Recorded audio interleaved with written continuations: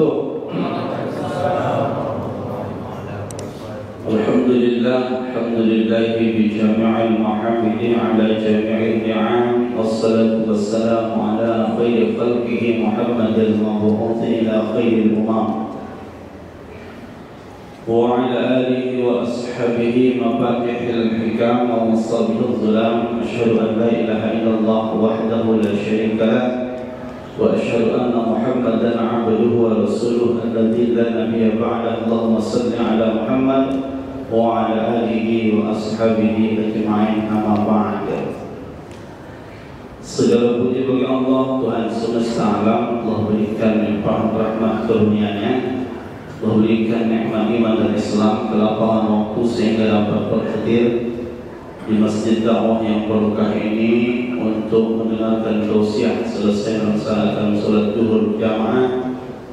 Mudah-mudahan pertemuan ini pertemuan yang diberkahi Allah Subhanahu wa taala. Amin. Mudah-mudahan kita senantiasa dekat dengan Allah. Allah jauhkan dari mara bahaya, terutama virus yang luar biasa sekarang. Mudah-mudahan kita dipilih Allah jauh dari hal-hal yang demikian, insyaallah. Amin.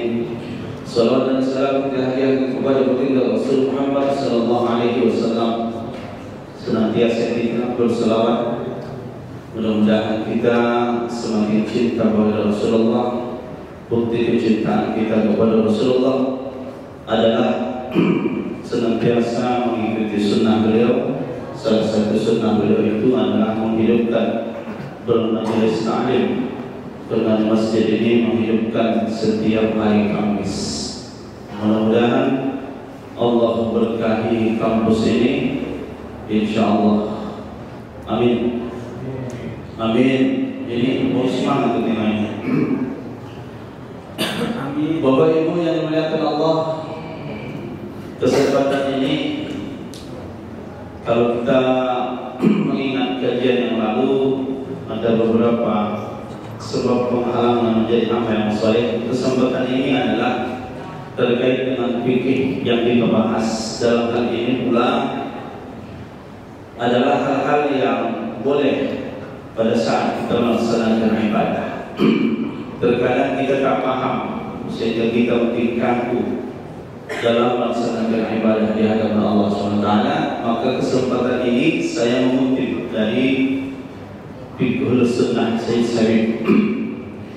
Bapak Ibu Saudara, terutama adalah yang kajian kita dalam ibadah salat itu, kita diperbolehkan kita menangis di hadapan Allah SWT.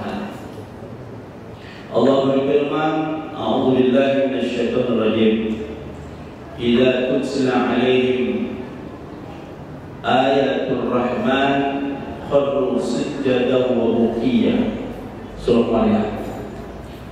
Kata Allah, jika mereka itu dibacakan ayat-ayat Al-Quran yang penuh dengan kasih sayang Allah, maka mereka itu sujud dan menangis. Ini kalau dilakukan boleh, ya.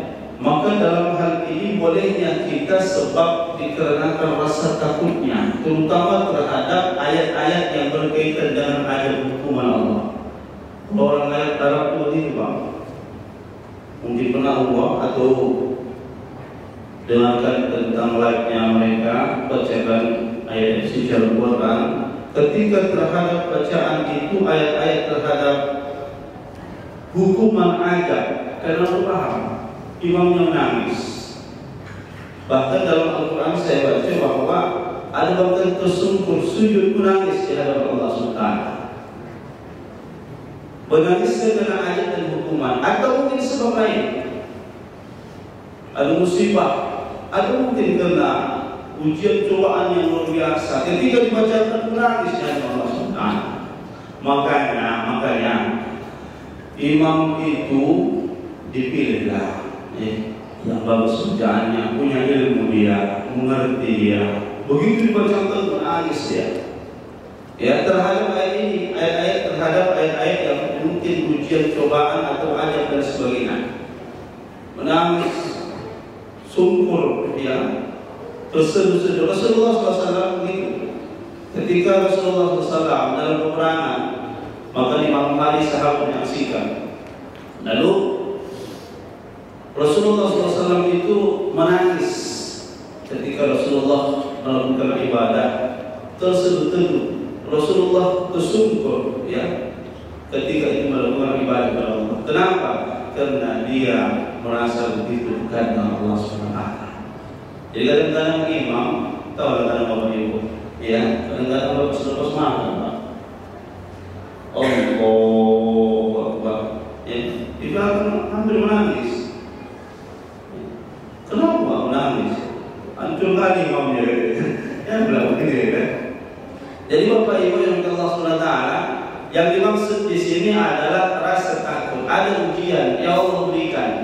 Kalaupun itu dilakukan, menangis kita karena ayat itu, paham kita, ya silakan, tak ada masalah. Tidak membatalkan sholat kita, karena ini berkaitan dengan sunnah-sunnah Rasulullah. Karena Rasulullah SAW pun demikian. Bapak ibu yang dimuliakan Allah SWT. Baru selanjutnya, ya, ketika kita sholat, maka boleh kita menoleh. Yang menoleh dalam catatan ada keperluan kita. Kalau tidak ada perlunya, maka itu kata Rasulullah itu adalah jebakan syaitan. Begitu dia sholat, begitu ada goncang atau jatuh, itu kan tak sengaja ketembak begitu. Maka dalam hal ini boleh. Jadi kalau sikit pula Allah, sikit-sikit ditengoknya gak ada sana. Betul maksudnya. Dulu coba dia katakan menghayal, ini makruh, bukan berarti batal. Ini makruh. Rasulullah SAW pernah melakukan melihat ke kanan dan ke kiri, ada kekurangan yang besar. Maka dalam hal ini, ketika ada orang melakukan ibadah, seandainya dia menghadap bahkan berpalingnya bagaimana Ustaz? Berpalingnya dia, seandainya itu bisa membelakangi kiblat, menurut para ulama yang saya baca bahwa hukumnya bisa membatalkan salat. Kucing yang berantem di belakang, nengok di belakang, hingga dia membelakang kiblat. Sama itu dengan kita tawaf. Tawaf itu bisa membatalkan kita tawaf pada saat kita menoleh ke belakang. Membelakang ini tak boleh. Itu bisa membatalkan kita mengulang nanti pada saat tawaf. Jadi itu membatalkan.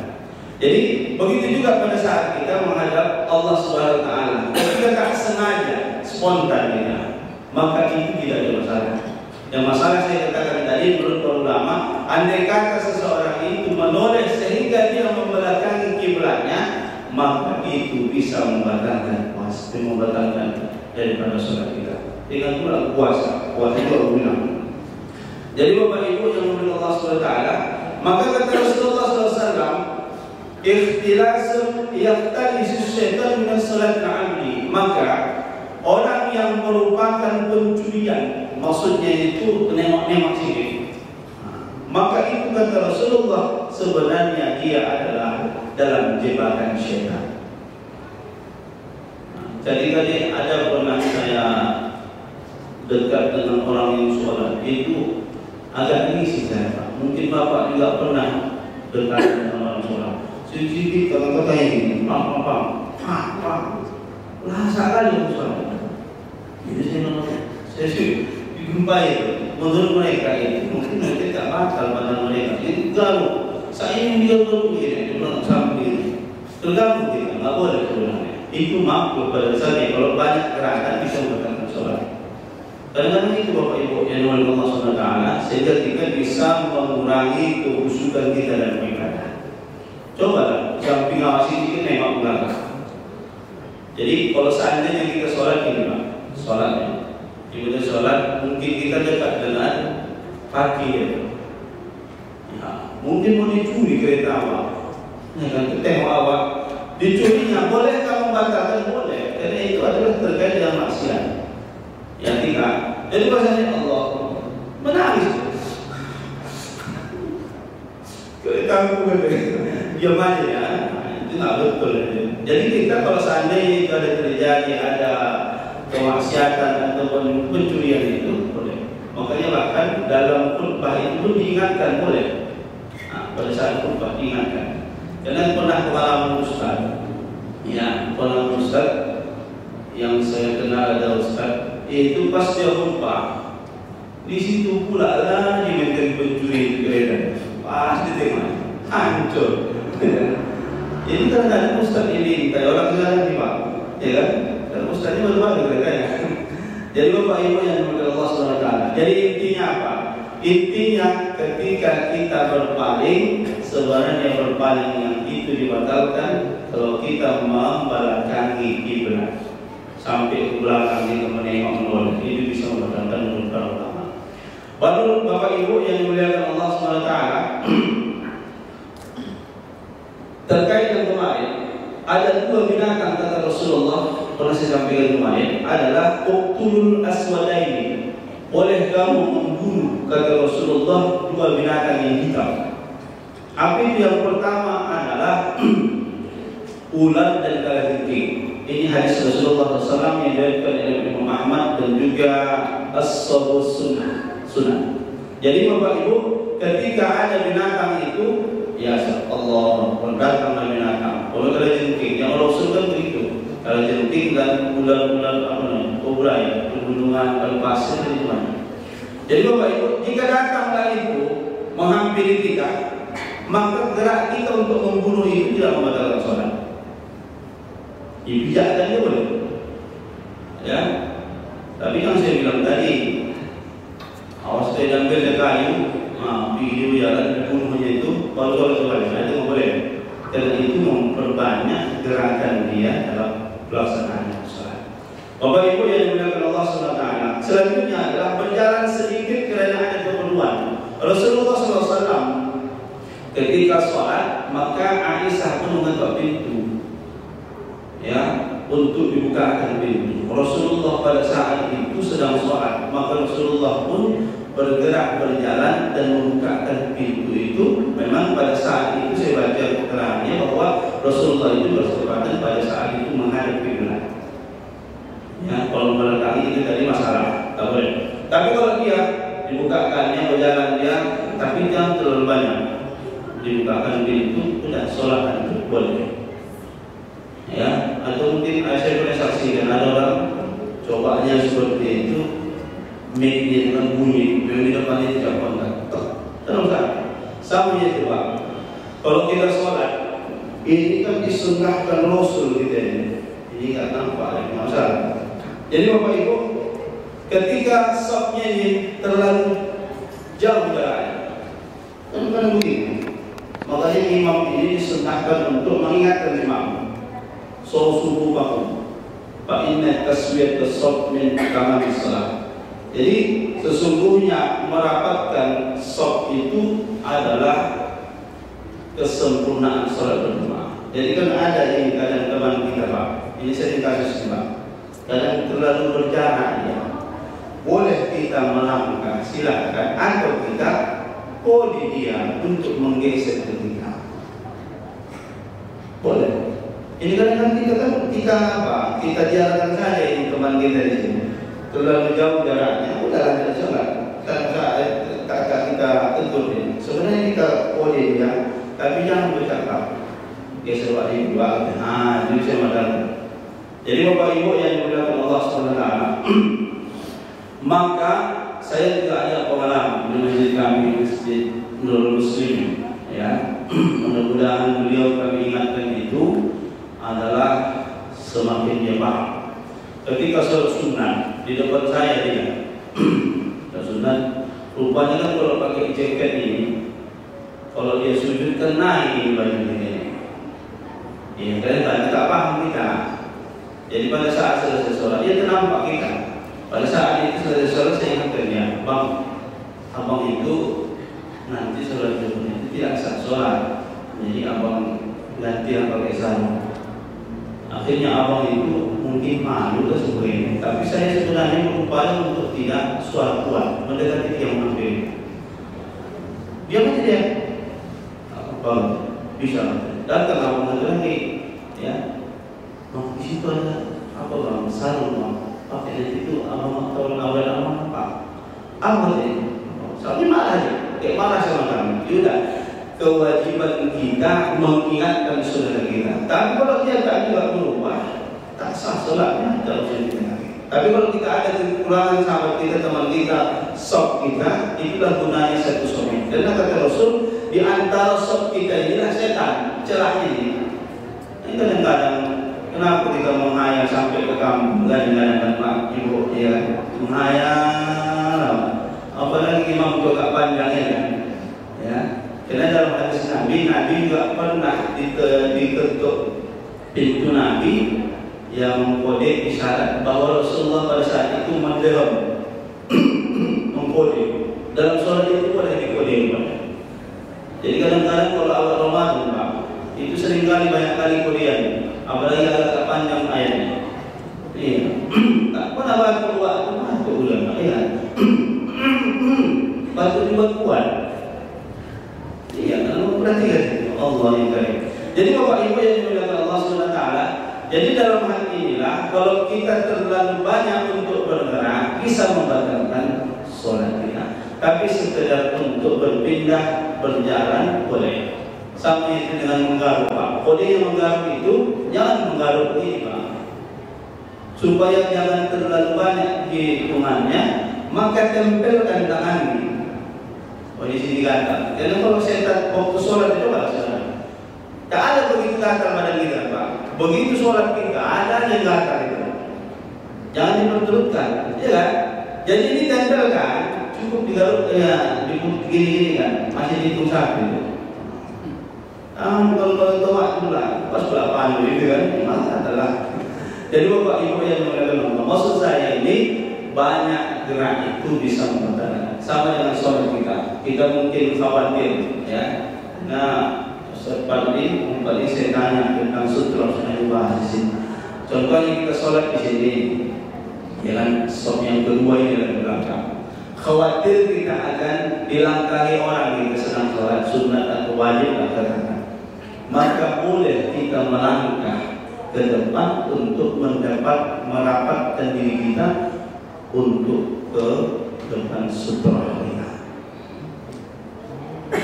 Jangan sholat sunat awal depan pintu kan, depan pintu kuat sholat. Itu nggak boleh. Dikasih nanti waktu tempat sebagainya. Itu bisa menghalangi. Karena hukuman orang yang melintas itu luar biasa. Kata Rasul, lebih baiklah dia berdiri selama 40 tahun lamanya daripada dia melintasi orang yang sedang sholat. Itulah bagian dalam sunnah itu. Lebih baik aku bilang 40 tahun hukuman. Maka menurut para ulama, ya hukumnya haram melintasi orang yang sedang sholat. Nantilah itu sudah dibahas nanti. Jadi Bapak Ibu yang dimuliakan Allah SWT, selanjutnya adalah pada saat sholat itu boleh kita, andai kata kita menggendong anak kecil sholat ini. Karena Rasulullah SAW, saya baca tentang Umamah putri Zainab, Rasulullah menggendongnya, ya. Begitu apa diletakkan Rasul, begitu apa diangkat Rasul lagi. Jadi kalau Bapak Ibu umroh haji itu nanti luar biasa, banyak yang mulia, ya kan? Yang menangis ada yang gendong, ada letakkan. Itu rupanya saya baca banyak terkait dengan hadis-hadis Rasul. Jadi digendong, diletakkan. Bahkan Nabi pernah sujudnya Nabi sampai lama lagi. Jadi begitu selesai sholat, sahabat pun bertanya kepada Rasulullah. Karena Rasulullah antara Hasan dan Husain dalam keterangan hadis, ya, Rasulullah rupanya diduduki cucunya di pundaknya waktu sujud. Dan kalau anak kita kan suka kan kita waktu sholat, jangan kita marahi Pak. Ya, memang itulah nanti proses anak itu bisa, ya mungkin dekat dengan Allah berada dalam gerak-gerak kita. Jadi Rasulullah SAW selesai sholat ditegur sahabat, ya Rasulullah, ada apa engkau tadi ya Rasulullah? Kok lama kali lah sujudnya? ditanya, apakah kamu berpikir apakah kamu dapat wahyu pada saat itu? Maka kata Rasulullah, bukan. Aku sedang ditunggangi cucuku, ya, karena aku kata Rasulullah tidak mau menurunkannya terlalu cepat, takut aku mengganggu cucuku, karena dia belum merasa puas. Yang diriwayatkan oleh Ahmad dan Nasai. Jadi Bapak Ibu yang dimaksud Allah SWT, Rasulullah itu imam dulu, imam Rasul. Jadi sahabat menyaksikan itu. Jadi Bapak Ibu hal yang demikian itu, makanya menurut Imam Syafi'i, pandangan Imam Syafi'i dan sebagainya, maka inilah salah satu menurut beliau diperbolehkan anak untuk dibawa ke masjid sebuah proses pembelajaran. Tapi kan anak kecil kan berat, ya. Kalau jarak itu 3-5 anak juga semua. Ada jadi anak yang baru lahir letaknya begini, ada sini 2 pintar di situ. Tapi orang kami itu selalu percaya. Tahu maksudnya? Tak satu pun orang memerangi menghargai seperti model kita ini. Kalau sekarang ini mana yang tahu, ada tak yang tahu, kan hebat dong. Akhirnya itu, kau saya bijak. Nah, jangan ada keluar ribut, pulang ke rumah, main hebat juga. Kenapa pulang sholat? Akhirnya anak tahu cara masjid dan rumah. Ya, keserempaan di sini. Jadi Bapak Ibu diayomilah oleh Sinta ini tak ada dalam anak, mungkin kita di kampung kita masing-masing. Jadi metode salah satunya adalah ada satu yang ditakhirkan dia, ya, ditakhirkan dia untuk mengayomi anak itu, jangan dibentak-bentak. Nah, karena itulah nanti menjauhkan ruh semangat ibadah anak untuk datang ke masjid. Syukur aja, coba Pak, ada satu kayak ini kita bilang, nggak ada anak. Hampa gitu, coba maghrib aja Bapak. Di ujung juga ada. Kadang-kadang kita itu ada keindahan tersendiri kita rasakan itu. Coba tak ada anak-anak, padahal itulah generasi anak yang akan melanjutkan untuk menjadi pemimpin kita ke depan. Jadi Bapak Ibu yang dimuliakan Allah SWT, baru mengucap salam. Ketika Nabi Bapak Ibu sholat, Nabi itu Assalamualaikum gitu ya. Nabi tidak menjawab, tapi Nabi itu memberikan isyarat.